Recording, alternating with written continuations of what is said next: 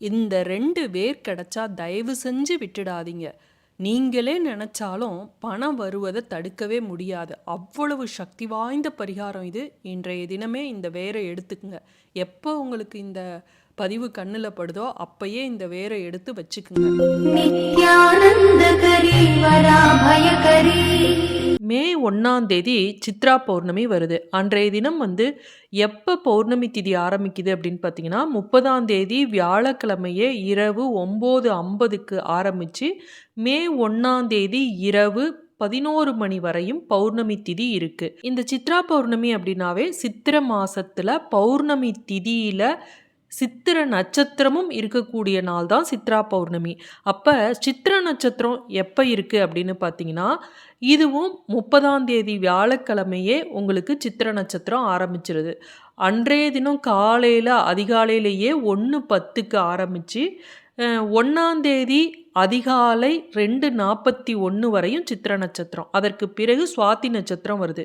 இந்த சுவாதி நட்சத்திரம் அப்படின்னாவே நரசிம்மர் அவதரித்த தினம் பெருமாளுக்கு ரொம்ப விசேஷமான ஒரு நட்சத்திரங்கள்ல ஒன்று இந்த சுவாதி நட்சத்திரம். இந்த சித்திர மாசத்துல சித்திர நட்சத்திரத்தை அடுத்து வரக்கூடிய சுவாதி நட்சத்திரம் அன்றுதான் இந்த கள்ளழகர் வைகை ஆத்துல எழுந்தருள்வார். இன்றைய தினத்துல பாத்தீங்கன்னா இந்த நேத்திரம் கூட இன்று முழுவதும் 2 கண் அப்படின்னு இருக்கும். ஜீவன் பாத்தீங்கன்னா இன்று முழுவதும் முழு வாழ்க்கைன்னு இருக்கும்.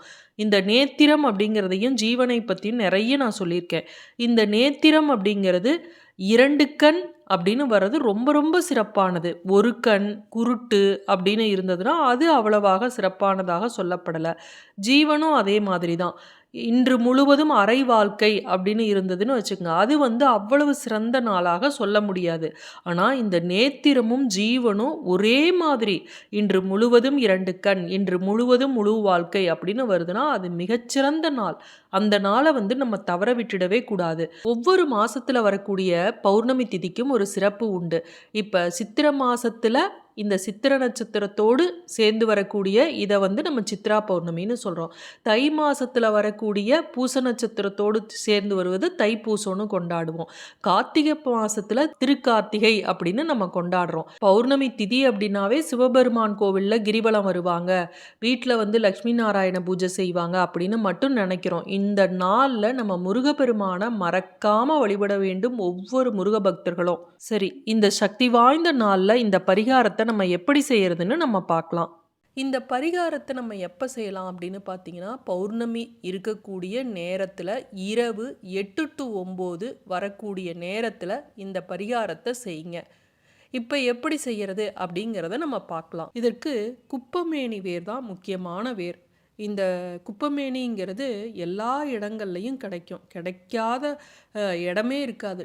எவ்வளோ பெரிய டவுனில் இருந்தீங்கனாலும் ரோடு ஓரத்தில் இந்த குப்பமேனி வேர் கிடைக்கும். இதை பறித்து கொண்டு வாங்க.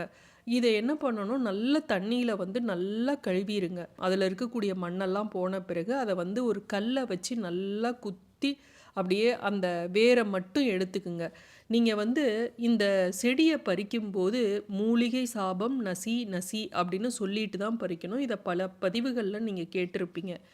ஈவினிங் 5 மணிக்கு மேலே நீங்கள் இந்த செடியை பறிக்கக்கூடாது. மொதல் நாளே நீங்கள் என்னைக்கு பரிகாரம் செஞ்சாலும் மொதல் நாளே பறிச்சுட்டு வச்சுருங்க. நான் ஏற்கனவே சொன்ன மாதிரி இந்த செடியை பறிக்கும்போது மூலிகை சாபம் நசி நசின்னு சொல்லிட்டு செடிக்கிட்ட மன்னிப்பு கேட்டுவிட்டு, என்னுடைய தேவைக்காக உன்னைய பறிச்சுக்கிறேன் நன்றி அப்படின்னு மனதார மன்னிப்பு கேட்டுவிட்டு அதற்கு பிறகு பறிச்சுட்டு வீட்டில் கழுவுனீங்க இல்லையா, அந்த வேரை தனியாக எடுத்துருவீங்க இல்லையா, அதற்கு பிறகு கல்லுப்பு மஞ்சள் இதை போட்டு அந்த தண்ணியில் இந்த வேர் பகுதியை மட்டும் போட்டு நல்லா அலசி எடுத்துட்டு அந்த வேரில் மஞ்சள் குங்குமம் கொஞ்சம் வைங்க.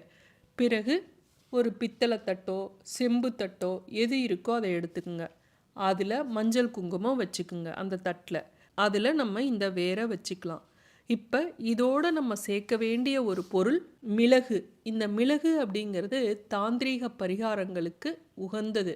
இந்த மிளகை வச்சு தான் நம்ம கந்தசஷ்டி நாளில் 6 நாட்களும் இந்த வெறும் மிளகை மட்டும் சாப்பிட்டுட்டு முருகனுக்காக நம்ம விரதம் இருப்போம். அது மட்டும் இல்லை, அம்மன் கோவிலில் இந்த மிளகும் உப்பும் கலந்து நம்ம பரிகாரமாக த கோவிலில் வந்து அந்த பலிபீடத்தில் வந்து நம்ம போடுவோம். இது மாதிரி இந்த மிளகு அப்படிங்கிறது பணவசியத்துக்காக, தாந்திரீக செயலுக்காக பயன்படுத்தக்கூடிய ஒரு பொருள். இந்த 6 மிளகையும் உங்கள் உள்ளங்கையில் வச்சு உங்களுடைய வேண்டுதல் என்னவோ அதை சொல்லி வேண்டிக்கிட்டு, உங்களுக்கு திருமணம் ஆகணும் அப்படின்னா, எனக்கு சீக்கிரம் திருமணம் ஆக வேண்டும், யார்கிட்டையாவது கொடுத்த காசு உங்களுக்கு திரும்ப வரணும் அப்படின்னா, எனக்கு சீக்கிரம் அவரோட பேரை சொல்லி அவரிடம் இருந்து பணம் திரும்ப வர வேண்டும் அப்படின்னு சொல்லி வேண்டிக்கிட்டு, முருகனோட மூல மந்திரம் ஓம் சௌம் சரவண பவ ஸ்ரீம் க்ரீம் க்ளீம் க்ளௌம் சௌம் நமக அப்படிங்கிற மந்திரத்தை உச்சரிங்க. இந்த மந்திரம் எனக்கு சொல்ல தெரியல அப்படின்னா ஓம் சரவண பவ அப்படின்னு சொன்னாலே போதும். ஆனால் முருகனோட மூல மந்திரத்துக்கு சக்தி அதிகம். அந்த மிளகை வந்து அந்த வேரோட சேர்த்து வைங்க. அதற்கு பிறகு இதில் வைக்கக்கூடிய ஒரு பொருள் என்ன அப்படின்னு பார்த்தீங்கன்னா பச்சரிசி. இந்த பச்சரிசி அப்படிங்கிறது மகாலட்சுமி வாசம் செய்யக்கூடிய பொருள். இன்றைய நாள் வந்து பௌர்ணமி. பௌர்ணமி அப்படின்னா சந்திர பகவானுக்குரிய நாள். சந்திரனுக்குரிய தானியம் என்ன அப்படின்னு பார்த்தீங்கன்னா பச்சரிசி. அந்தந்த நாளுக்குரிய அந்தந்த கிரகங்களுக்குரிய தானியங்களை நம்ம அந்தந்த நாளில் பயன்படுத்தும் போது அதனுடைய சக்தியானது நமக்கு கிடைக்கும். இப்போ இது கூட நம்ம சேர்க்க வேண்டிய ஒரு பொருள் கல்லுப்பு. நான் ஏற்கனவே சொன்னேன், கல்லுப்பும் மிளகும் சேரும்போது அதற்கு அளப்பரிய சக்தி இருக்குது. அதனால தான் அம்மன் கோவிலில் அதை வந்து நம்ம வைக்கிறோம். இப்போ இந்த கல்லுப்பு அப்படிங்கிறது மகாலட்சுமி வாசம் செய்யக்கூடிய ஒரு பொருள். இது திருஷ்டியை போக்கும், நல்ல பாசிட்டிவ் எனர்ஜியை நமக்கு ஈர்த்து கொடுக்கும். இப்போ இதோடு நம்ம சேர்க்க வேண்டிய ஒரு பொருள் வெட்டிவேர். இந்த வெட்டிவேர் வந்து ஈரப்பதம் இருக்கக்கூடிய இடங்கள்ல தான் கிடைக்கும். இது எல்லாருக்கும் கிடைக்காது. இது வந்து நாட்டு மருந்து கடையில் போனீங்கன்னா ரொம்ப ரொம்ப கம்மி விலை. அதை கொஞ்சோண்டு வாங்கி வீட்டில் எப்போவும் பூஜை அறையில் வச்சுக்குங்க. ஏன்னா எல்லா தெய்வங்களுக்கும் இந்த வெட்டிவேர் மாலை சாத்துவாங்க. ரொம்ப விசேஷம். மகாலட்சுமி வாசம் செய்யக்கூடிய ஒரு பொருள். தாந்திரீக பரிகாரங்களுக்கும் பண வசியத்திற்கும் பயன்படுத்தக்கூடிய ஒரு பொருள். அதனால் இதை வீட்டில் வந்து நம்ம வச்சுருக்கணும். இந்த வெட்டிவேர் வந்து நிறைய வேணும்னலாம் இல்லை. இதில் ஒரே ஒரு சின்ன துண்டு இருந்தாவே போதும். அதே போல தாங்க குப்பமேனி வேரை நீங்கள் முழுவதுமாக வைத்து நீங்கள் பூஜை செஞ்சுருந்தாலும் அதில் இருக்கக்கூடிய ஒரு சிறு துண்டு, ஒரு கீழ்ப்பகுதியில் ஒரு சிறு துண்டு இருந்தாலே போதும். இப்போ இது எல்லாம் சேர்த்து முருகன்கிட்ட வச்சு உங்களுடைய பிரார்த்தனையை சொல்லி இப்போ இதையெல்லாம் ஒரு துணியில் போட்டு கட்டிக்கிங்க. அது சிகப்பு துணியாகவோ மஞ்சள் துணியாகவோ அல்லது வெள்ளை துணியாகவோ இருக்கலாம்.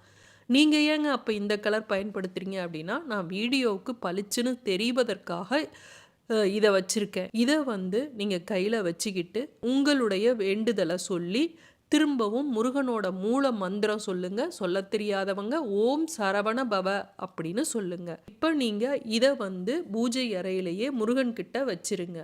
பிறகு நீங்க அடுத்த நாள் வந்து இதை வந்து பீரோவில் வைங்க.